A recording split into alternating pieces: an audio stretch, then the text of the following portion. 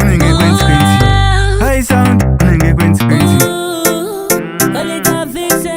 Andi monyara newe, baby, nogutsikana newe. Kana pane vanhu ndinodada newe. Andita kwewashona, asi ndokuona muzvikona. Uchinyepa chiwaenda kumangoma, wante uchandisiya ndapakoma. Handina kubvira ndamira pakona, handisiriniwo waona. Ita video call ugoona, ndina Hysound ndiri kuchinishaira kudaro siya vakawanda vanondidawo.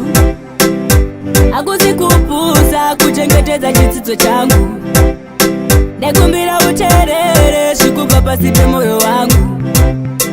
Kana kubuda pachena kuti hauchazi wangu. No, zvimwe zvacho zangogaira, inga ukafona ndinodaira. Kose iko uchindigaira, inga zvaunoda ndinokuitira. Handita kwewazviona, asi ndokuona muzvikona. Uchinyepa chiwaenda kumangoma, wante uchandisiya ndapakoma.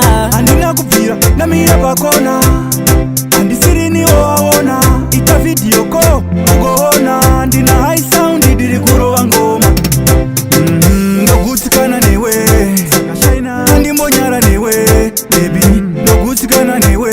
Sana pane vanhu ndinodada newe. Singadzoke kumba ino, oh. Nenge ndichibatikana umu mangu mumoyo, oh. There's nothing I came here for except for betrayal. Unenge kwenzi Hysound, unenge kwenzi. Handita kwewazviona, asi ndokuona muzvikona. Uchinyepa chiwaenda kumangoma, wante uchandisiya ndapakoma. Handina kubvira ndamira pakona, handisiriniwo waona. Ita video call ugoona, ndina Hysound ndiri kurova chinishaira ngoma. kudaro siya vakawanda vanondidawo. Akusi kupusa kuchengetedza chidzidzo changu, ndakumbira uteerere zvikubva pasi pemoyo wangu. Kana kubuda pachena kuti hauchazi wangu. No, zvimwe zvacho zangogaira, inga ukafona ndinodaira.